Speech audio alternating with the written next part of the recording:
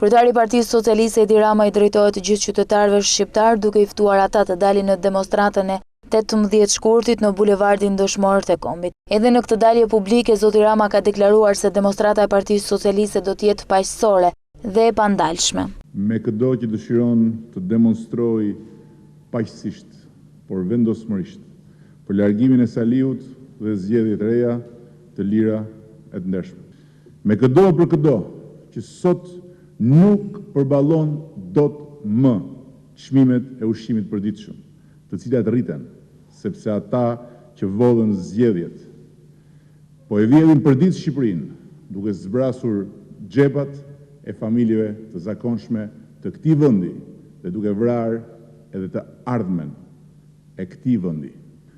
Nesër në 4 bulevard, me këdo e për këdo që sot nuk e sheh dot më si të vetën.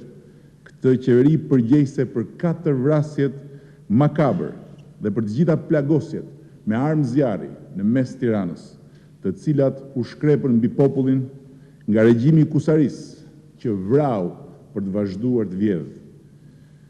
Nuk u vranë socialistët, u vranë të gjithë, u vra liria dhe dinjiteti i 4 shqiptarëve, prindër të papunë, fëmijësh që u bën jetimët e regjimit Kusaris.